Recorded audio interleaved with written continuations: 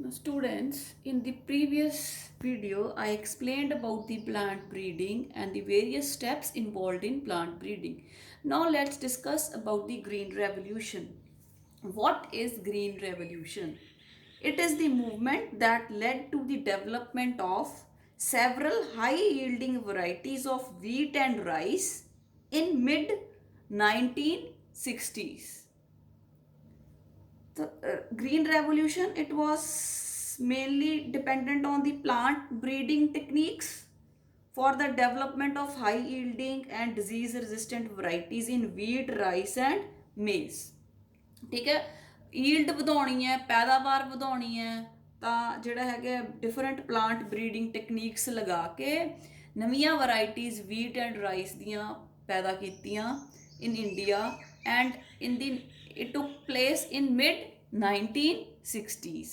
ठीक है, and the scientists who played a major role in the green revolution were M.S. Swaminathan and Dr. Borlaug, right? ਤਾਂ ਬੇਟੇ ਇਹਦੇ ਨਾਲ ਕੀ ਹੋਇਆ? It led to the increase in the food production in the country. ਠੀਕ ਹੈ, ਤਾਂ ਕਿ ਪੈਦਾਵਾਰ ਅਗਰ ਵਧਾਈ ਜਾਵੇ ਤਾਂ ਸਾਰੇ ਲੋਕਾਂ ਨੂੰ ਖਾਣ ਲਈ ਭੋਜਨ ਹੈ ਜਿਹੜਾ ਉਹ ਮਿਲ ਸਕੇ, ਰਾਈਟ? ਤਾਂ ਬੇਟੇ ਇਹਦੇ 'ਚ ਆਪਾਂ ਇਹ ਵੀ ਕਹਿ ਸਕਦੇ ਹਾਂ ਕਿ from 1960 to 2000 wheat production increased from 11 million tons to 75 million tons।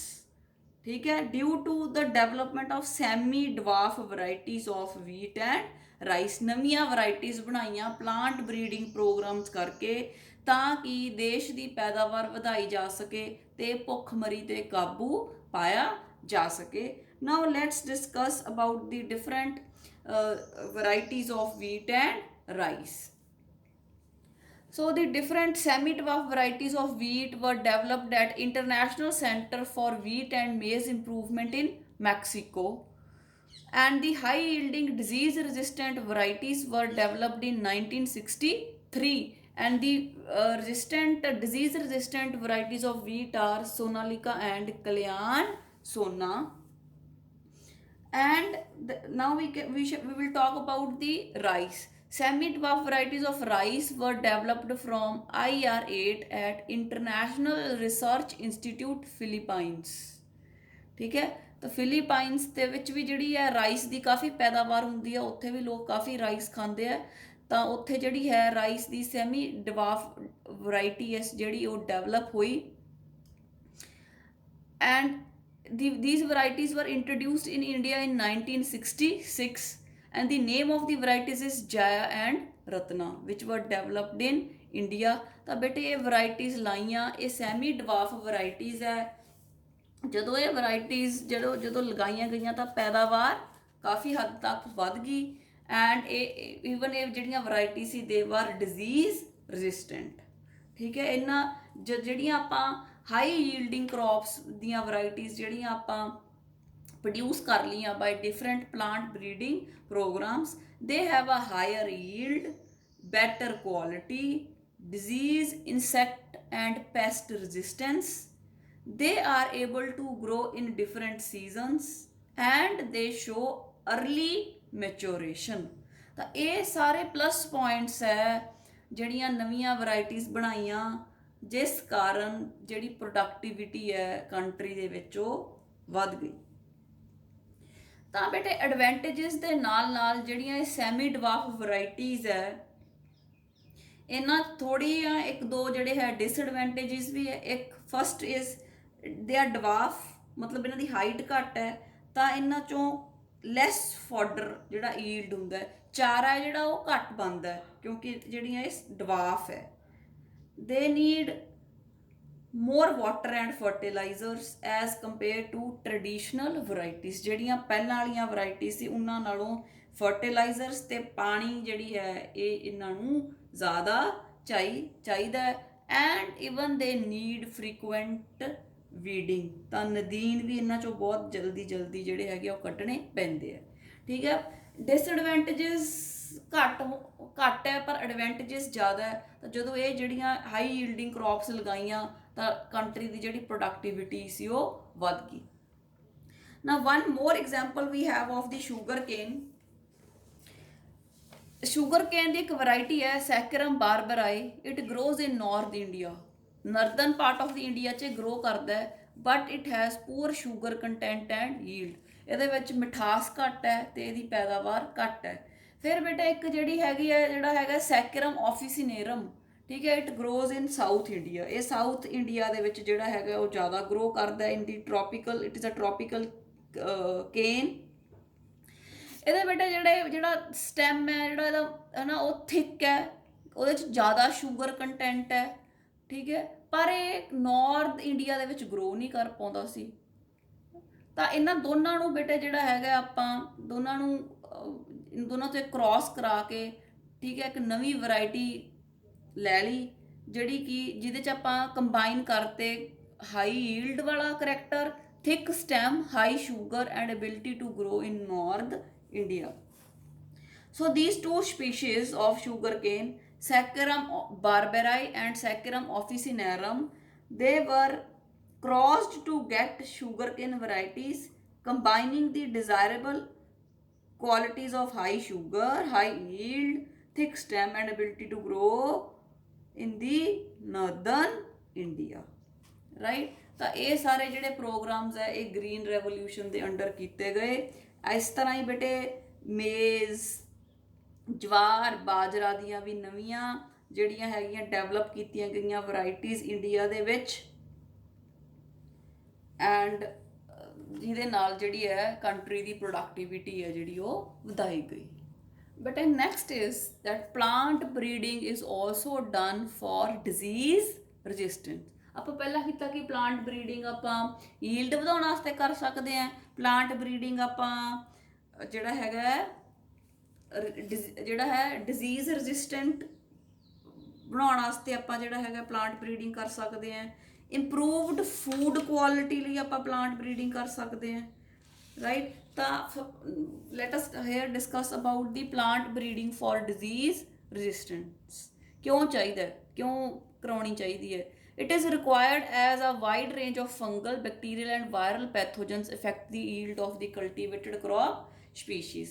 ਠੀਕ ਹੈ, ਕਹਿੰਦਾ ਇਹ ਜਿਹੜੇ ਪੈਥੋਜਨਸ ਹੈ ਇਹ ਅਟੈਕ ਕਰ ਦਿੰਦੇ ਆ ਕ੍ਰੌਪਸ ਤੇ ਉਹਨਾਂ ਦੀ ਪੈਦਾਵਾਰ ਘਟ ਜਾਂਦੀ ਹੈ। ਇਸ ਕਰਕੇ ਇਸ ਤਰ੍ਹਾਂ ਦੇ ਪਲਾਂਟ ਦੀਆਂ ਵੈਰਾਈਟੀਜ਼ ਪ੍ਰੋਡਿਊਸ ਕਰੀਏ ਜਿਹੜੀਆਂ ਡਿਜ਼ੀਜ਼ ਰੈਜ਼ਿਸਟੈਂਟ ਹੋਣ, ਜਿਨ੍ਹਾਂ ਨੂੰ ਮਾਈਕਰੋਬਸ ਜਿਹੜੇ ਪੈਥੋਜਨਸ ਹੈ ਇਹ ਖਰਾਬ ਨਾ ਕਰ ਸਕਣ। ਤਾਂ ਬੇਟੇ ਆਪਾਂ ਇਹਨਾਂ ਨੂੰ ਜਿਹੜਾ ਹੈਗਾ ਕਿਉਂ ਡਿਵੈਲਪ ਕਰਨਾ ਹੈ ਡਿਜ਼ੀਜ਼ ਰੈਜ਼ਿਸਟੈਂਟ? ਕਿਉਂਕਿ ਜਿਹੜੀ ਰੈਜ਼ਿਸਟੈਂਸ ਹੈ ਉਹ ਕੀ ਹੈ? It is the ability to prevent the pathogen from causing the disease, and ਇਹਦੇ 'ਚ ਬੇਟੇ ਆਪਾਂ ਉਹਦੀ ਜੈਨੇਟਿਕ ਕੌਨਸਟੀਟਿਊਸ਼ਨ ਹੀ ਹੋਸਟ ਪਲਾਂਟ ਦੀ ਬਦਲ ਦਿੰਦੇ ਹਾਂ, ਉਹਦੇ ਵਿੱਚ ਇਸ ਤਰ੍ਹਾਂ ਦੇ ਜੀਨਸ ਆਪਾਂ ਇਨਸਰਟ ਕਰ ਦਿੰਦੇ ਹਾਂ, ਉਹਦੇ ਹਾਈਬ੍ਰਿਡ ਬਣਾ ਦਿੰਦੇ ਹਾਂ ਤਾਂ ਕਿ ਉਹਦੇ 'ਤੇ ਜਿਹੜੇ ਹੈਗੇ ਆ ਪੈਥੋਜਨਸ ਆ ਉਹ ਅਟੈਕ ਨਹੀਂ ਕਰ ਪਾਉਂਦੇ, ਅਤੇ ਉਹਦੇ ਨਾਲ ਜਿਹੜੀ ਹੈਗੀ ਹੈ ਆਪਣਾ ਰੈਜ਼ਿਸਟੈਂਸ ਹੈ ਉਹ ਜਿਹੜੀ ਵੱਧ ਜਾਂਦੀ ਹੈ। ਤਾਂ ਬੇਟੇ ਆ ਡਿਫਰੈਂਟ ਕ੍ਰੌਪਸ ਹੈ ਅਤੇ ਉਹਨਾਂ ਨੂੰ ਕਿਹੜੇ ਕਿਹੜੇ ਜਿਹੜੇ ਡਿਜ਼ੀਜ਼ਿਜ਼ ਅਫੈਕਟ ਕਰ ਸਕਦੇ ਆ, ਲਾਈਕ ਟੋਮੈਟੋ ਨੂੰ ਲੀਫ ਕਰਲ ਹੋ ਜਾਂਦਾ ਹੈ, tobacco mosaic, tomato mosaic, turnip ਨੂੰ turnip mosaic. Now here I have the chart of some disease resistant varieties ਜਿਹੜੀਆਂ ਡਿਵੈਲਪ ਕੀਤੀਆਂ ਗਈਆਂ। ਇੱਥੇ ਬੇਟੇ ਕ੍ਰੌਪ ਦਾ ਨੇਮ ਹੈ, ਦੈਨ ਵੈਰਾਈਟੀ ਉਹਦੀ ਕਿਹੜੀ ਡਿਵੈਲਪ ਕੀਤੀ ਗਈ ਹੈ, and it is resistant to which disease. This is a very important table given in your NCERT and you need to learn this table. So the first crop is the wheat and the resistant variety is Himgiri, and this is resistant to leaf and stripe rust and hill bunt. The second crop is the Brassica, ਸਰੋਂ, ਠੀਕ ਹੈ, ਜਿਵੇਂ ਆਪਾਂ ਰਾਈ ਕਹਿੰਦੇ ਆ, ਉਹਦੇ seeds ਹੈ। The variety which is resistant is the Pusa swarnim, and it is resistant to white rust of crucifer. The third one is the cauliflower. The resistant varieties are Pusa shubra, Pusa snowball K1, and it is resistant to black rot. Next one is the cowpea. It is resistant to the Pusa, resistant variety is Pusa komal, and it is resistant to bacterial blight. Next we have the chili. The variety is the Pusa sadabahar, and it is resistant to tobacco mosaic virus and leaf curl of chili. So these are some of the crops, and a new varieties have been developed which are resistant to a particular type of diseases. So these varieties, because they are resistant, their productivity is going to be high as compared to the other varieties. Next beta we have the methods of breeding for disease resistant. ਇਹਦੇ ਚ ਆਉਂਦਾ ਹੈ ਬੇਟੇ ਮਿਊਟੇਸ਼ਨਲ breeding. ਇੱਕ ਤਾਂ ਆਪਾਂ ਜਿਹੜਾ ਪਹਿਲਾਂ ਕਰਕੇ ਆਏ ਆ ਦੈਟ ਇਜ਼ ਦੀ ਜਿਹੜੇ ਪਹਿਲਾਂ ਆਪਾਂ ਮੈਥਡਸ ਕਰਕੇ ਆਏ ਆ breeding they are the conventional breeding. ਉਹਦੇ ਵਿੱਚ ਆਪਾਂ selection and screening of germplasm ਕੀਤਾ, ਫਿਰ ਹਾਈਬ੍ਰਿਡਾਈਜੇਸ਼ਨ ਆਫ ਸਿਲੈਕਟਡ ਪਲਾਂਟਸ ਕੀਤਾ, ਫਿਰ selection and evaluation of the hybrids, then testing and release of the new varieties into the market. ਤਾਂ ਇਹਦੇ ਨਾਲ ਜਿਹੜੀ ਆਪਾਂ ਕਨਵੈਨਸ਼ਨਲ ਬਰੀਡਿੰਗ ਕੀਤੀ, ਜਿਹੜੇ ਆਪਾਂ ਸਾਰੇ ਸਟੈਪਸ ਕੀਤੇ, ਇਹਦੇ ਨਾਲ ਬੇਟੇ ਕੀ ਹੁੰਦਾ ਕਿ limited number of disease resistant genes are present. ਜਦੋਂ ਆਪਾਂ ਹਾਈਬ੍ਰਿਡ ਬਣਾਉਣੇ ਆ ਤਾਂ ਉਹ ਸਾਰੇ ਡਿਜ਼ੀਜ਼ਸ ਨੂੰ ਰੈਜ਼ਿਸਟੈਂਟ ਨਹੀਂ ਹੁੰਦਾ, ਉਹਦੇ 'ਚ ਲਿਮਿਟਿਡ ਨੰਬਰ ਆਫ ਜੀਨਸ ਹੀ ਜਿਹੜੇ ਹੈ ਉਹ ਮਿਕਸਅਪ ਹੋ ਕੇ ਟਰਾਂਸਫਰ ਹੁੰਦੇ ਆ, ਰਾਈਟ। ਫਿਰ ਬੇਟੇ next is the mutational breeding. Mutational breeding 'ਚ ਬੇਟੇ ਕੀ ਕਰਦੇ ਆ, the process of breeding by artificially inducing mutations ਲਿਆਂਦੀਆਂ ਜਾਂਦੀਆਂ DNA ਦੇ ਵਿੱਚ, ਜੀਨਸ ਦੇ ਵਿੱਚ ਤਬਦੀਲੀਆਂ ਲਿਆਂਦੀਆਂ ਜਾਂਦੀਆਂ ਬਾਏ ਕੈਮੀਕਲਸ ਔਰ ਬਾਏ ਰੇਡੀਏਸ਼ਨਸ, ਠੀਕ ਹੈ, ਜਿਹਦੇ ਨਾਲ ਜਿਹੜੀ ਹੈ ਕੋਈ ਵੀ ਕਰੋਪ ਦੀ ਜਿਹੜੀ ਵੈਰਾਈਟੀ ਉਹ ਡਿਜ਼ੀਜ਼ ਰੈਜ਼ਿਸਟੈਂਟ ਬਣ ਜਾਂਦੀ ਹੈ। ਤਾਂ ਬੇਟੇ ਕਿਹੜੇ ਕਿਹੜੇ ਸਟੈਪਸ ਹੈ, ਪਹਿਲਾਂ ਮਿਊਟੇਸ਼ਨਸ ਕੀਤੀਆਂ ਜਾਂਦੀਆਂ ਪਲਾਂਟਸ ਦੇ ਵਿੱਚ, ਚਾਹੇ ਤਾਂ ਕਿਸੇ ਕੈਮੀਕਲ ਨਾਲ, ਚਾਹੇ ਉਹਦੇ 'ਤੇ ਰੇਡੀਏਸ਼ਨਸ ਪਾ ਕੇ, ਕਿਰਨਾਂ ਪਾ ਕੇ। ਉਸ ਤੋਂ ਬਾਅਦ ਉਹ ਪਲਾਂਟਸ ਦੀ ਸਕਰੀਨਿੰਗ ਕੀਤੀ ਜਾਂਦੀ ਹੈ ਕਿ ਇਹਨਾਂ 'ਚ ਰੈਜ਼ਿਸਟੈਂਸ ਵਾਲੇ ਜਿਹੜੇ ਜੀਨਸ ਆ ਉਹ ਆ ਗਏ ਕਿ ਨਹੀਂ। Then selecting the desire plant for multiplication for breeding, ਠੀਕ ਹੈ, ਉਹ ਤੋਂ ਬਾਅਦ ਸਿਲੈਕਸ਼ਨ ਕਰ ਲੈਂਦੇ ਆ। ਅਤੇ ਬੇਟੇ ਇਹਦੇ ਨਾਲ ਦੋ ਜਿਹੜੇ ਹੈਗੇ ਆ ਇਨ ਦਾ ਮੂੰਗ ਬੀਨ ਐਂਡ ਭਿੰਡੀ ਦੇ ਵਿੱਚ, ਓਖਰਾ ਦੇ ਵਿੱਚ ਜਿਹੜਾ ਹੈਗਾ ਡਿਜ਼ੀਜ਼ ਰੈਜ਼ਿਸਟੈਂਟ ਜਿਹੜੀਆਂ ਵੈਰਾਈਟੀਜ਼ ਬਣਾਈਆਂ ਗਈਆਂ by mutations. Number 1 in moong bean resistant to yellow mosaic virus and powdery mildew. ਇਹ ਦੋ ਬਿਮਾਰੀਆਂ ਦੇ ਨਾਮ ਹੈ, yellow mosaic virus and powdery mildew, ਠੀਕ ਹੈ, has been introduced in the moong bean by mutational breeding. And in bhindi resistant to yellow mosaic virus has been ਜਿਹੜਾ transferred from a wild species as a resulted into a new variety of bhindi called Parbhani ਕ੍ਰਾਂਤੀ। ਨਵੀਂ ਭਿੰਡੀ ਦੀ variety ਬਣ ਗਈ ਪ੍ਰਭਾਨੀ ਕ੍ਰਾਂਤੀ, ਮਿਊਟੇਸ਼ਨਲ breeding ਕਰਾ ਕੇ, ਠੀਕ ਹੈ। ਤਾਂ mutational breeding also plays a very important role in providing disease resistant in the crops। So ਬੇਟੇ ਆਪਾਂ ਡਿਸਕਸ ਕੀਤਾ ਕਿ ਆਪਾਂ ਡਿਫਰੈਂਟ ਕ੍ਰੌਪ ਵੈਰਾਈਟੀਜ਼ ਡਿਸਕਸ ਕੀਤੀਆਂ for disease resistant to fungi, bacteria and viruses. ਆਪਾਂ ਦੇਖਿਆ ਕਿਹੜੀਆਂ ਕਿਹੜੀਆਂ ਨਵੀਆਂ ਵੈਰਾਈਟੀਜ਼ ਬਣਾਈਆਂ ਜਿਹੜੀਆਂ ਫੰਜਾਈ, ਬੈਕਟੀਰੀਆ ਅਤੇ ਵਾਇਰਲ ਡਿਜ਼ੀਜ਼ਸ ਤੋਂ ਬਚ ਸਕਦੀਆਂ। ਹੁਣ ਆਪਾਂ ਡਿਸਕਸ ਕਰਨਾ ਹੈ plant breeding for developing resistant to insect pest, ਕਿ ਇਨਸੈਕਟਸ ਤੋਂ ਕਿਵੇਂ ਬਚਿਆ ਜਾ ਸਕਦਾ ਹੈ। Insect resistant in host plants may be due to morphological, biochemical or physiological characteristics. ਇਹਨਾਂ 'ਚੋਂ ਕੋਈ ਵੀ ਕਰੈਕਟਰਸ ਪਲਾਂਟ ਦੇ ਵਿੱਚ ਆ ਜੇ ਤਾਂ ਉਹ ਇਨਸੈਕਟ ਜਿਹੜੇ ਹੈਗੇ ਹੈ ਉਹਨਾਂ ਤੋਂ ਬਚ ਸਕਦਾ ਹੈ ਪਲਾਂਟ। ਤਾਂ ਬੇਟੇ ਅਗਰ ਜਿਹੜੇ ਲੀਵਸ ਹੈ ਉਹ ਪਲਾਂਟ ਦੇ ਵਿੱਚ ਹੇਅਰੀ ਹੋ ਜਾਣ, ਠੀਕ ਹੈ, ਤਾਂ ਜੈਸਿਡਸ ਤੋਂ ਬਚਿਆ ਜਾ ਸਕਦਾ ਇਨ ਕਾਟਨ ਐਂਡ ਸੀਰੀਅਲ, ਠੀਕ ਹੈ, ਲੀਫ ਬੀਟਲ ਇਨ ਵੀਟ, ਠੀਕ ਹੈ। ਇਹ ਜੇ ਉਹਨਾਂ ਦਾ ਜਿਹੜਾ ਹੈ ਲੀਵਸ ਹੇਅਰੀ ਹੋ ਜਾਣ, ਹੇਅਰਸ ਆ ਜਾਣ ਲੀਵਸ ਦੇ ਉੱਤੇ, ਤਾਂ ਜੈਸਿਡਸ ਇੱਕ ਇਨਸੈਕਟਸ ਹੈ ਉਹਨਾਂ ਤੋਂ ਬਚਿਆ ਜਾ ਸਕਦਾ ਹੈ। ਫਿਰ ਬੇਟਾ ਜੇ ਵੀਟ ਦਾ ਜਿਹੜਾ ਸਟੈਮ ਹੈ ਉਹ ਸੋਲਿਡ ਹੋਵੇ ਤਾਂ ਉਹ ਸਟੈਮ ਸੌਫਲਾਈ ਜਿਹੜੀ ਹੈ ਉਹਦੇ 'ਚੋਂ ਸੈਪ ਸੱਕ ਕਰਦੀ ਹੈ, ਉਹਦੇ ਤੋਂ ਬਚਿਆ ਜਾ ਸਕਦਾ ਹੈ। ਅਤੇ ਅਗਰ ਕਾਟਨ ਦੇ ਲੀਵਸ ਜਿਹੜੇ ਵਿੱਚ ਉਹਨਾਂ ਦੇ ਵਿੱਚ ਨੈਕਟਰ ਨਾ ਹੋਵੇ, ਠੀਕ ਹੈ, ਸੈਪ ਨਾ ਹੋਵੇ, ਰਸ ਨਾ ਹੋਵੇ, ਤਾਂ ਬੁੱਲਵੋਰਮਸ ਹੈ ਉਹਨੂੰ ਖਰਾਬ ਨਹੀਂ ਕਰ ਸਕਦੇ। ਅਗਰ ਬੇਟੇ ਮੇਜ਼ ਦੇ ਵਿੱਚ ਅਸਪਾਰਟਿਕ ਐਸਿਡ ਆ ਜੇ, ਪਾ ਦਿੱਤਾ ਜਾਵੇ, ਜਾਂ ਲੋ ਨਾਈਟ੍ਰੋਜਨ ਐਂਡ ਸ਼ੂਗਰ ਕੰਟੈਂਟ ਹੋਵੇ, ਤਾਂ ਬੇਟੇ ਜਿਹੜੇ ਸਟੈਮ ਬੋਰਰਸ ਹੈ ਜਿਹੜੇ ਉਹਦੇ ਸਟੈਮ 'ਚੋਂ ਸੈਪ ਸੱਕ ਕਰਦੇ ਆ, ਉਹ ਫਿਰ ਸਟੈਮ ਜਿਹੜਾ ਹੈਗਾ ਉਹਨੂੰ ਸੱਕ ਨਹੀਂ ਕਰ ਸਕਦੇ। And better now in your NCERT you have a table in which you have some released crop varieties breed by hybridization and selection for insect pest resistant। The first one is the brassica सरों, इनू ਆਪਾਂ ਰੇਪਸੀਡੀਆ mustard ਕਹਿੰਦੇ। ਇਹਦੀ ਜਿਹੜੀ variety ਉਹਦਾ ਨਾਮ ਹੈ Pusa Gaurav and it is resistant to aphids. Then ਬੇਟੇ we have the flat beans ਹੈ, ਇਹਨਾਂ ਜਿਹੜੀਆਂ ਇੰਪਰੂਵਡ ਵੈਰਾਈਟੀਜ਼ ਹੈ ਜਿਨ੍ਹਾਂ ਨੂੰ ਇਨਸੈਕਟ ਖਰਾਬ ਨਹੀਂ ਕਰ ਸਕਦੇ, that is Pusa Sem 2, Pusa Sem 3, Pusa Sawani and it is resistant to jacids, aphids and fruit borer. Third one is the pindi okra. The variety is Pusa swani and Pusa A4 and it is resistant to shoot and fruit borer. ਤਾਂ ਇਹ ਬੇਟੇ table ਹੈ ਜਿਹੜਾ ਤੁਸੀਂ ਇਹ learn ਕਰ ਲੈਣਾ ਹੈ ਤੇ ਇਹਦੇ ਵਿੱਚ ਡਿਫਰੈਂਟ ਵੈਰਾਈਟੀਜ਼ ਦਿੱਤੀਆਂ ਗਈਆਂ ਤੇ ਉਹ ਕਿਸ ਇਨਸੈਕਟ ਤੋਂ ਰੈਜ਼ਿਸਟੈਂਟ ਹੈ। Now next very important topic which is very important from the exam point of view also is the biofortification। ਤਾਂ ਬੇਟੇ ਆਪਾਂ ਕਰ ਰਹੇ ਸੀ ਕਿ ਪਲਾਂਟ ਬਰੀਡਿੰਗ ਆਪਾਂ ਕਰ ਸਕਦੇ ਹਾਂ ਵਾਇਰਸ ਬੈਕਟੀਰੀਆ ਫੰਜਈ ਤੋਂ ਬਚਣ ਲਈ, ਇਨਸੈਕਟਸ ਤੋਂ ਬਚਣ ਲਈ ਜਿਵੇਂ ਕਿ ਐਫਿਡ ਜੈਸਿਡਸ ਇਹਨਾਂ ਤੋਂ ਬਚਣ ਲਈ। ਫਿਰ ਬੇਟੇ ਆਪਾਂ ਪਲਾਂਟ ਬਰੀਡਿੰਗ ਕਰ ਸਕਦੇ ਹਾਂ ਫੂਡ ਕੁਆਲਿਟੀ ਨੂੰ ਇੰਪਰੂਵ ਕਰਨ ਲਈ। ਤਾਂ ਬੇਟੇ ਇਹ ਜਿਹੜਾ ਹੈਗਾ ਐਸਟੀਮੇਟ ਲਾਇਆ ਗਿਆ ਹੈ कि more than 840 million people in the world do not get educated food। ठीक है, ਤਾਂ ਉਹਨਾਂ ਨੂੰ ਪ੍ਰੋਪਰ ਬੈਲੈਂਸਡ ਡਾਈਟ ਨਹੀਂ ਮਿਲ ਰਹੀ, ਪ੍ਰੋਪਰ ਫੂਡ ਨਹੀਂ ਮਿਲ ਰਿਹਾ, ਬਹੁਤ ਸਾਰੇ millions of people in the world.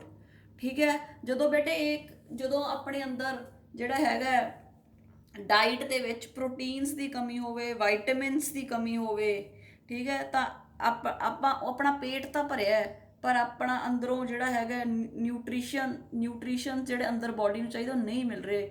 This is called as hidden hunger. ਠੀਕ ਹੈ, ਦੇਖਣ 'ਚ ਤਾਂ ਬੰਦਾ ਨਹੀਂ ਭੁੱਖਾ ਪਰ ਉਹਦੇ ਅੰਦਰ ਤੱਤਾਂ ਦੀ ਕਮੀ ਹੋ ਜਾਂਦੀ ਹੈ। ਠੀਕ ਹੈ, ਉਹ ਕਿਉਂ ਹੋ ਜਾਂਦੀ ਹੈ? ਕਿਉਂਕਿ ਜਿਹੜੇ ਲੋਕ ਹੈ, ਜਿਹੜੇ ਗਰੀਬ ਬੰਦੇ ਹੈ, ਉਹ ਬੇਟੇ ਵੈਜੀਟੇਬਲਸ, ਫਰੂਟਸ, ਫਿਸ਼, ਮੀਟ ਇੱਦਾਂ ਦੀਆਂ ਚੀਜ਼ਾਂ ਬਾਏ ਨਹੀਂ ਕਰ ਸਕਦੇ ਤੇ ਦੇ show symptoms of hidden hunger, ਉਹਨਾਂ ਦੇ ਵਿੱਚ ਡੈਫੀਸ਼ੀਐਂਸੀਜ਼ ਆ ਜਾਂਦੀਆਂ। ਤਾਂ ਬੇਟੇ ਇਹ ਸਾਰੀਆਂ ਚੀਜ਼ਾਂ ਨੂੰ ਦੂਰ ਕਰਨ ਲਈ ਜਿਹੜਾ ਹੈ ਬਰੀਡਿੰਗ ਆਫ ਕ੍ਰੌਪਸ ਕੀਤੀ ਗਈ ਹੈ। ਕ੍ਰੌਪਸ ਦੀ ਪਲਾਂਟ ਬਰੀਡਿੰਗ ਕਰਕੇ ਇੱਦਾਂ ਦੀਆਂ ਕ੍ਰੌਪਸ ਬਣਾਈਆਂ ਗਈਆਂ ਜਿਨ੍ਹਾਂ ਦੇ ਵਿੱਚ ਵਾਈਟਾਮਿਨਸ ਤੇ ਮਿਨਰਲਸ ਦਾ ਲੈਵਲ ਹਾਈ ਹੈ, ਪ੍ਰੋਟੀਨਸ ਦਾ ਲੈਵਲ ਹਾਈ ਹੈ, अच्छे हेल्दियर फैट्स है, गुड फैट्स है ਉਹਦੇ ਵਿੱਚ। This is called as biofortification. Let's have a look on the definition। process of developing crops with higher levels of vitamins, minerals, proteins and fats to improve public health। ਇੱਦਾਂ ਦੀਆਂ crops, ਇੱਦਾਂ ਦੀਆਂ ਆਪਾਂ ਜਿਹੜੀਆਂ ਹੈਗੀਆਂ ਪੈਦਾ ਕਰਨੀਆਂ ਵੈਜੀਟੇਬਲਸ, ਫਰੂਟਸ ਜਿਨ੍ਹਾਂ ਦੇ ਵਿੱਚ ਵਾਈਟਾਮਿਨਸ, ਮਿਨਰਲਸ, ਪ੍ਰੋਟੀਨਸ ਦੀ ਬਹੁਤਾਤ ਹੋਵੇ ਤੇ ਜਿਹੜੇ ਲੋਕ ਹੈ ਉਹਨਾਂ ਨੂੰ ਨਿਊਟ੍ਰੀਸ਼ੀਅਸ ਡਾਈਟ ਮਿਲੇ ਤੇ ਹਿਡਨ ਹੰਗਰ ਤੋਂ ਬੇਟੇ ਬਚਿਆ ਜਾ ਸਕੇ। ਹੁਣ ਕੀ ਆਬਜੈਕਟਿਵਸ ਦੇ ਨਾਲ ਜਿਹੜਾ ਇਹ ਪ੍ਰੋਗਰਾਮ ਬਾਇਓਫੋਰਟੀਫਿਕੇਸ਼ਨ ਸ਼ੁਰੂ ਕੀਤਾ, ਪਲਾਂਟ ਬਰੀਡਿੰਗ ਕਰਾਈ to increase the protein content and quality, ਤਾਂ ਕਿ ਪ੍ਰੋਟੀਨ એનર્ਜੀ ਮਾਲ ਨਿਊਟ੍ਰੀਸ਼ਨ ਨਾ ਹੋਵੇ, ਕੁਐਸ਼ਕਰ, ਮਰਾਸਮਸ ਵਰਗੇ ਰੋਗਾਂ ਤੋਂ ਬਚਿਆ ਜਾ ਸਕੇ। to increase the oil content and quality, vitamin content, micronutrients and mineral content। ਤਾਂ ਬੇਟੇ ਕਾਫੀ ਸਾਰੀਆਂ ਜਿਹੜੀਆਂ ਕ੍ਰੌਪਸ ਹੈ ਉਹ ਪੈਦਾ ਕੀਤੀਆਂ ਗਈਆਂ। ਠੀਕ ਹੈ, ਜਿਨ੍ਹਾਂ ਦੇ ਵਿੱਚ ਨਿਊਟ੍ਰੀਐਂਟਸ ਦੀ ਬਹੁਤਾਤ ਹੈ। ਜਿਹੜਾ ਹੈਗਾ ਬੇਟੇ in 2000 ਮੇਜ਼ ਦੇ ਹਾਈਬ੍ਰਿਡਸ ਪੈਦਾ ਕੀਤੇ ਗਏ ਜਿਨ੍ਹਾਂ ਦੇ ਵਿੱਚ ਜਿਹੜੇ ਅਮਾਈਨੋ ਐਸਿਡਸ ਹੈ ਲਾਈਸਿਨ ਤੇ ਟ੍ਰਿਪਟੋਫਾਨ, ਠੀਕ ਹੈ, ਉਹਨਾਂ ਦੀ ਮਾਤਰਾ ਦੁੱਗਣੀ ਸੀ। ਠੀਕ ਹੈ, ਅਮਾਈਨੋ ਐਸਿਡਸ ਦੀ ਮੇਜ਼ ਦੇ ਹਾਈਬ੍ਰਿਡਸ ਪੈਦਾ ਕੀਤੇ ਗਏ ਜਿਨ੍ਹਾਂ ਦੇ ਵਿੱਚ increase amount of amino acids like lysine and tryptophan. ਜੇ ਆਮ ਮੇਜ਼ ਦੇ ਵਿੱਚ ਜਿੰਨੀ ਲਾਈਸਿਨ ਤੇ ਟ੍ਰਿਪਟੋਫਾਨ ਅਮਾਈਨੋ ਐਸਿਡਸ ਹੈ ਇਹਦੇ ਵਿੱਚ ਉਸ ਨਾਲੋਂ ਦੁੱਗਣੇ ਸੀ। ਠੀਕ ਹੈ, ਮੇਜ਼ ਦੀਆਂ ਵੈਰਾਈਟੀਜ਼ ਬੇਟੇ ਸ਼ਕਤੀ, ਰਤਨ, ਇਹ ਵੈਰਾਈਟੀਜ਼ ਹੈ ਜਿਨ੍ਹਾਂ ਦੇ ਵਿੱਚ ਡਬਲ ਅਮਾਈਨੋ ਐਸਿਡਸ ਦਾ ਕੰਟੈਂਟ ਹੈ। ਵੀਟ ਵੈਰਾਈਟੀ, ਵੀਟ ਦੀ ਵੈਰਾਈਟੀ ਬੇਟੇ ਜਿਹੜੀ ਬਾਇਓਫੋਰਟੀਫਿਕੇਸ਼ਨ ਦੇ ਥਰੂ ਬਣਾਈ ਗਈ ਦੈਟ ਇਜ਼ ਦੀ ਐਟਲਸ 66। ਇਹਦੇ ਵਿੱਚ ਹਾਈ ਪ੍ਰੋਟੀਨ ਕੰਟੈਂਟ ਹੈ ਤੇ ਇਹ ਹਾਈ ਪ੍ਰੋਟੀਨ ਕੰਟੈਂਟ ਜਿਹੜਾ ਹੈਗਾ ਬੇਟੇ and this Atlas 66, it is used for developing wheat with high protein content, ठीक है। ਤਾਂ ਬੇਟਾ ਆਇਰਨ ਫੋਰਟੀਫਾਈਡ ਰਾਈਸ, ਚਾਵਲ ਇਦਾਂ ਦੇ ਬਣਾਏ ਜਿਨ੍ਹਾਂ ਦੇ ਵਿੱਚ ਜਿਨ੍ਹਾਂ ਨੂੰ ਖਾਣ ਦੇ ਨਾਲ ਆਇਰਨ ਦੀ ਕਮੀ ਦੂਰ ਹੋ ਜੇ, ਉਹਨਾਂ 'ਚ ਆਇਰਨ ਦਾ ਕੰਟੈਂਟ ਜ਼ਿਆਦਾ ਹੈ। ਤਾਂ ਬੇਟਾ ਜਿਹੜਾ ਇੰਡੀਅਨ ਐਗਰੀਕਲਚਰਲ ਰਿਸਰਚ ਇੰਸਟੀਟਿਊਟ ਹੈ ਨਿਊ ਦਿੱਲੀ ਦੇ ਵਿੱਚ, it has also developed many vegetable crops that are rich in minerals and vitamins.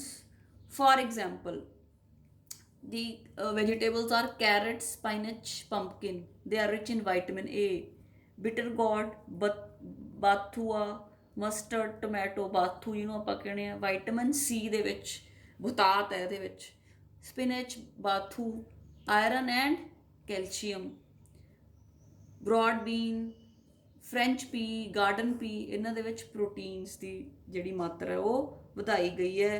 ਤਾਂ ਇਹਨਾਂ ਨੂੰ ਬੇਟੇ ਕਹਿੰਦੇ ਹੈ ਫੋਰਟੀਫਾਈਡ ਕ੍ਰੌਪ ਵਰਾਇਟੀਜ਼, ਠੀਕ ਹੈ, ਬਾਇਓ ਫੋਰਟੀਫਾਈਡ ਕ੍ਰੌਪ ਵਰਾਇਟੀਜ਼। ਸੋ ਇਹ ਸਾਰੇ ਇਸ ਤਰ੍ਹਾਂ ਦੀ ਪਲਾਂਟ ਬਰੀਡਿੰਗ ਕਿਉਂ ਕੀਤੀ ਜਾ ਰਹੀ ਹੈ, ਤਾਂ ਕਿ ਫੂਡ ਦੀ ਜਿਹੜੀ ਹੈ ਉਹ ਕੁਆਲਿਟੀ ਤੇ ਕੁਆਂਟਿਟੀ ਹੈ, ਜਿਹੜੀ ਈਲਡ ਹੈ ਉਹ ਵਧਾਈ ਜਾ ਸਕੇ, ਤਾਂ ਕਿ ਹਰ ਕਿਸੇ ਨੂੰ ਭੋਜਨ ਮਿਲ ਸਕੇ ਤੇ ਹਿਡਨ ਹੰਗਰ ਤੋਂ ਬਚਿਆ ਜਾ ਸਕੇ। Now the next topic is the single cell protein SCP। ਹੁਣ ਬੇਟੇ ਆਪਾਂ ਦੇਖਿਆ ਵੀ ਆਪਾਂ ਪਲਾਂਟਸ ਦੀਆਂ ਜਿਹੜੀਆਂ ਬਰੀਡਸ ਆ ਸੁਧਾਰ ਲੀਆਂ, ਵੈਰਾਈਟੀ ਸੁਧਾਰ ਲੀਆਂ, ਠੀਕ ਹੈ, ਫੋਰਟੀਫਾਈਡ ਕਰ ਲੀਆਂ ਕ੍ਰੌਪਸ, ਬਟ ਸਟਿਲ ਜਿਹੜੀ ਪ੍ਰੋਟੀਨਸ ਦੀ ਕਮੀ ਹੈ ਜਿਹੜੀ ਹੈ ਪੂਰੀ ਨਹੀਂ ਹੋ ਪਾ ਰਹੀ। ਉਹਦਾ ਇੱਕ ਆਲਟਰਨੇਟ ਬਣਾਇਆ ਹੈ ਕਿ microorganisms like bacteria, blue green algae, yeast, filamentous algae, they can be used as a food, ਕਿਉਂਕਿ ਇਹਨਾਂ ਦੇ ਅੰਦਰ ਪ੍ਰੋਟੀਨ ਦੀ ਮਾਤਰਾ ਬਹੁਤ ਜ਼ਿਆਦਾ ਹੁੰਦੀ ਹੈ। ਤਾਂ ਇਹਨੂੰ ਬੇਟੇ ਕਹਿੰਦੇ ਆ single cell protein. So what it is an alternative protein source for animals and human nutrition from certain microorganisms like spirulina, it's an algae, ਠੀਕ ਹੈ। ਤਾਂ ਬੇਟੇ ਵੀ ਪਲਾਂਟਸ ਤੋਂ ਆਪਣੀ ਪ੍ਰੋਟੀਨਸ ਦੀ ਜਿਹੜੀ ਹੈ ਉਹ ਦੂਰ ਨਹੀਂ ਹੁੰਦੀ, ਜਿਹੜੀ ਕਮੀ ਹੈ, ਤਾਂ ਇੱਕ ਅਲਟਰਨੇਟ ਸੋਰਸ ਹੈ ਕਿ ਆਪਾਂ ਐਨੀਮਲਸ ਨੂੰ ਵੀ ਦੇ ਸਕਦੇ ਹਾਂ ਜਿਹੜੇ ਹੈਗੇ ਆ ਮਾਈਕਰੋ ਆਰਗੈਨਿਜ਼ਮਸ, ਜਿਵੇਂ ਕਿ ਸਪਾਇਰੂਲੀਨਾ ਵਗੈਰਾ। ਉਹਦੇ ਨਾਲ ਐਨੀਮਲਸ ਦੇ ਅੰਦਰ ਵੀ ਪ੍ਰੋਟੀਨ ਦੀ ਕਮੀ ਖਤਮ ਹੋ ਜਾਂਦੀ ਹੈ ਤੇ ਹਿਊਮਨ ਬੀਇੰਗਸ ਦੇ ਅੰਦਰ ਵੀ ਹੋ ਜਾਂਦੀ ਹੈ। ਤਾਂ ਇਹਦੇ ਵਿੱਚ ਕੀ ਕੀਤਾ ਜਾਂਦਾ ਬੇਟੇ, ਜਿਹੜੇ ਮਾਈਕਰੋ ਆਰਗੈਨਿਜ਼ਮਸ ਹੈ ਜਿਵੇਂ bacteria, yeast, blue green algae, ਇਹਨਾਂ ਨੂੰ ਬੇਟੇ ਲਾਰਜ ਫਰਮੈਂਟਿੰਗ ਟੈਂਕਸ ਦੇ ਵਿੱਚ ਗਰੋ ਕੀਤਾ ਜਾਂਦਾ ਹੈ ਤੇ ਉਸ ਤੋਂ ਬਾਅਦ ਜਿਹੜਾ ਹੈਗਾ ਇਹਨਾਂ ਨੂੰ ਗਰੋ ਕਰਕੇ ਇਹਨਾਂ ਤੋਂ ਅੱਛੀ ਕੁਆਲਿਟੀ ਦਾ ਜਿਹੜਾ ਪ੍ਰੋਟੀਨ ਹੈ ਉਹ ਪੈਦਾ ਕੀਤਾ ਜਾ ਸਕਦਾ ਹੈ। ਫਿਰ ਬੇਟੇ ਆਪਾਂ ਕਹਿ ਸਕਦੇ ਹਾਂ ਕਿ ਜਿਹੜਾ ਹੈਗਾ ਜਿਵੇਂ ਬੈਕਟੀਰੀਆ ਹੈ ਬੇਟੇ, ਉਹਨੂੰ ਮੀਥੇਨਲ 'ਚ ਗਰੋ ਕਰ ਲੈਂਦੇ ਆ, ਠੀਕ ਹੈ, ਮਲਟੀਪਲਾਈ ਕਰ ਲੈਂਦੇ ਆ ਬੈਕਟੀਰੀਆ ਨੂੰ ਮੀਥੇਨਲ 'ਚ, ਠੀਕ ਹੈ। ਮੀਥੇਨਲ ਕੀ ਹੈ, ਪ੍ਰੋਡਕਟ ਜਦੋਂ ਪੈਟਰੋਲ ਦੀ ਡਿਸਟੀਲੇਸ਼ਨ ਹੁੰਦੀ ਹੈ ਉਦੋਂ ਇੱਕ ਪ੍ਰੋਡਕਟ ਨਿਕਲਦਾ ਵਿਚ ਇਜ਼ ਨਾਟ ਵੈਰੀ ਯੂਜ਼ਫੁਲ, ਠੀਕ ਹੈ, ਇਟਸ ਅ ਬਾਈ ਪ੍ਰੋਡਕਟ, ਠੀਕ ਹੈ। ਉਹਦੇ 'ਤੇ ਆਪਾਂ ਇਹਨੂੰ ਗਰੋ ਕਰਾ ਸਕਦੇ ਹਾਂ ਬੈਕਟੀਰੀਆ ਨੂੰ। ਉਸ ਤੋਂ ਬਾਅਦ ਜਦੋਂ ਇਹ ਗਰੋ ਹੋ ਜਾ, ਇਹਦੀ ਪੋਪੂਲੇਸ਼ਨ ਵੱਧ ਗਈ, ਇਹਨੂੰ ਬੇਟੇ ਰਿਮੂਵ ਕਰ ਲੈਂਦੇ ਆ ਤੇ ਇਹਨੂੰ ਕ੍ਰਸ਼ ਕਰ ਲੈਂਦੇ ਆ। ਕ੍ਰਸ਼ ਕਰਕੇ ਬੇਟੇ ਇਹ ਜਿਹੜੀ ਪਸ਼ੂਆਂ ਦੀ ਫੀਡ ਹੈ, ਫੀਡ ਆਫ ਦੀ ਕੈਟਲ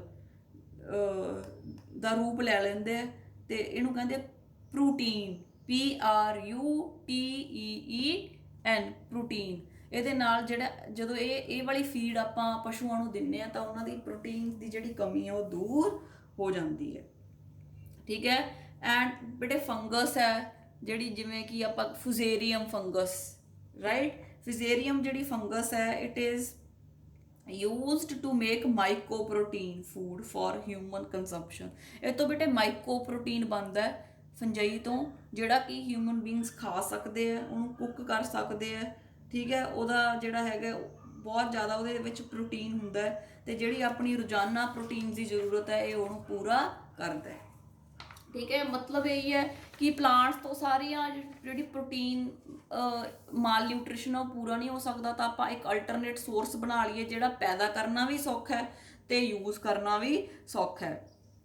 ਬੇਟੇ ਇਹਨਾਂ ਨੂੰ ਜਿਹੜੇ ਆ ਮਾਈਕਰੋ ਆਰਗੇਨਿਜ਼ਮਸ ਹੈ, ਇਹਨਾਂ ਜ਼ਿਆਦਾ ਖਰਚਾ ਨਹੀਂ ਹੁੰਦਾ। ਇਹਨਾਂ ਨੂੰ ਆਪਾਂ ਜਿਹੜੇ ਬਾਈ ਪ੍ਰੋਡਕਟਸ ਹੈ, ਜਿਹੜੇ ਪ੍ਰੋਡਕਟਸ ਰॉ ਮਟੀਰੀਅਲਸ ਆਪਾਂ ਨੂੰ ਨਹੀਂ ਚਾਹੀਦੇ, ਉਹਨਾਂ ਤੇ ਗਰੋ ਕਰਾਇਆ ਜਾ ਸਕਦਾ ਹੈ। ਜਿਵੇਂ waste water from potato processing plants, straw, ਪਰਾਲੀ, ਮੋਲੈਸਿਸ, ਜਿਹੜੇ ਗੰਨੇ ਦਾ ਫੋਕੜ ਬਚਦਾ, ਸੀਵੇਜ, ਇਹ ਜਿਹੜੇ ਇਸ ਤਰ੍ਹਾਂ ਦੇ ਮਟੀਰੀਅਲਸ ਤੇ ਜਿਹੜੇ ਰॉ ਮਟੀਰੀਅਲਸ ਤੇ ਇਹਨਾਂ ਨੂੰ ਗਰੋ ਕਰਾਇਆ ਜਾ ਸਕਦਾ। ਇਸ ਕਰਕੇ ਇਹ ਕੋਈ ਜ਼ਿਆਦਾ ਮਹਿੰਗਾ ਪ੍ਰੋਸੀਜਰ ਵੀ ਨਹੀਂ।